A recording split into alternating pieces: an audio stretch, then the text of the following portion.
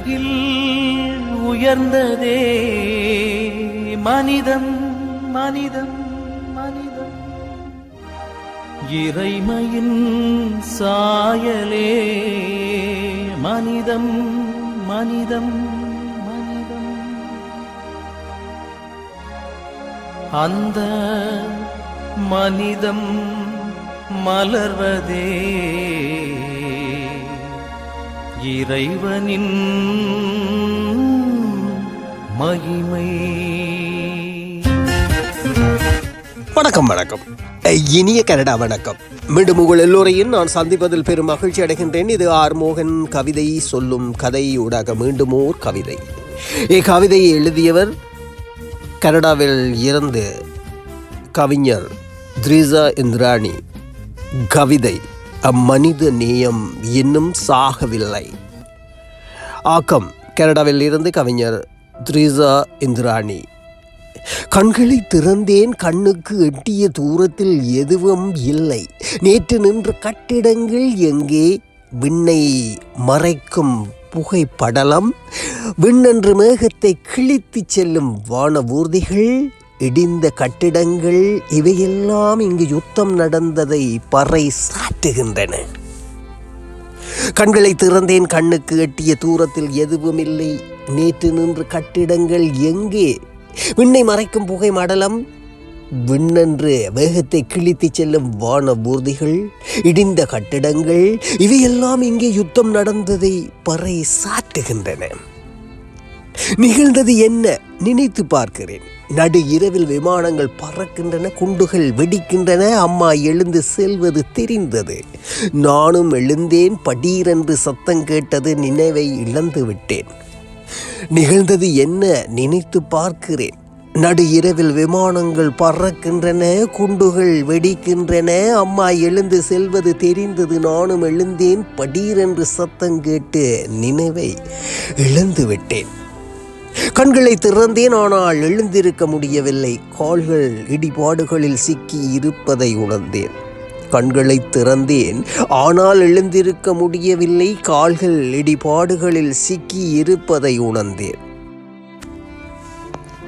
துப்பாக்கி ஓசைகள் ஓய்ந்திருந்தன.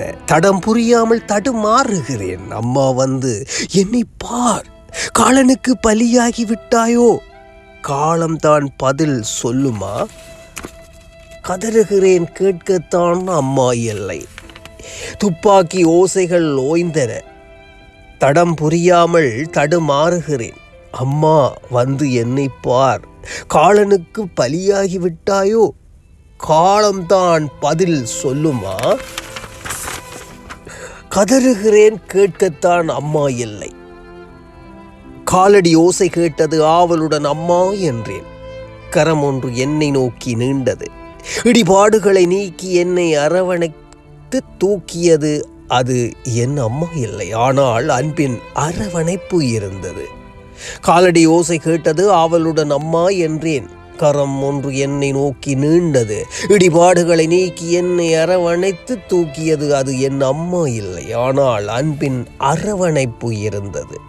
காயங்கள் கவனிக்கப்பட்டு மருந்துகள் கொடுக்கப்பட்டன.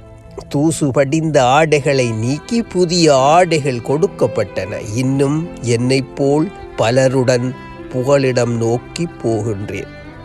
மனிதநேயம் இன்னும் சாகவில்லை என்பதை உணர்கின்றேன். காயங்கள் கவனிக்கப்பட்டு மருந்துகள் கொடுக்கப்பட்டன. தூசு படிந்த ஆடைகளை நீக்கி புதிய ஆடைகள் கொடுக்கப்பட்டன. இன்னும் என்னை போல் பலருடன் புகலிடம் நோக்கி போகிறேன். மனித நேயம் இன்னும் சாகவில்லை என்பதை உணர்கின்றேன். வாழ்த்துக்கள் வாழ்த்துக்கள். அற்புதமான கவிதை. மீண்டும் அடுத்த கவிதையில் சந்திப்போம். இக்கவிதையை எழுதியவர் கனடாவில் இருந்து கவிஞர் த்ரீசா இந்திராணி. அவருக்கு வாழ்த்துக்கள் சொல்லிக்கொண்டு நானும் உங்களிடமிருந்து விடைபெறுகின்றேன். மீண்டும் அடுத்த கவிதையோடு சந்திப்போம். நன்றி. இது ஆர் மோகன். ஒரு நாளில் வாழ்க்கை எங்கே எங்கும் ஓடி போகாது. மறுநாளும் வந்து விட்டால் துன்பம் தேயும் தொடராது. எத்தனை கோடி கண்ணீர் மண் மீது விழுந்திருக்கும். அத்தனை கண்ட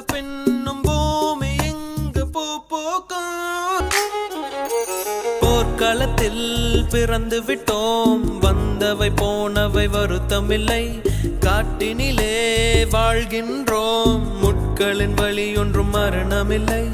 இருட்டினிலே நீ நடக்கையிலே உன் நிழலும் உன்னை விட்டு விலகிவிடும். நீ மட்டும் தான் இந்த உலகத்திலே உனக்கு துணை என்று விளங்கிவிடும். தீயோடு போகும் வரையில் தீராது இந்த தனிமை.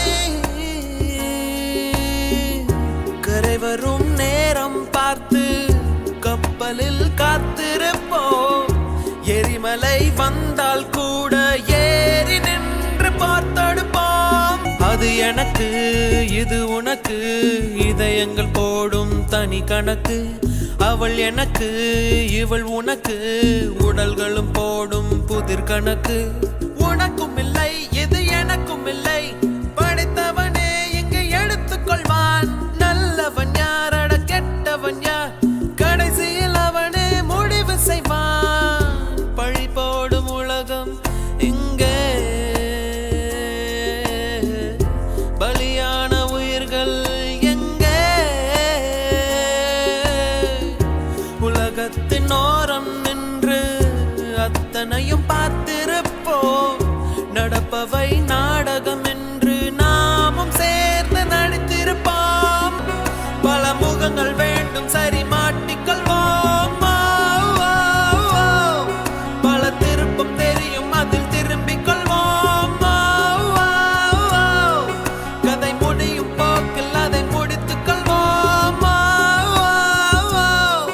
மறுபிறவி வேண்டுமா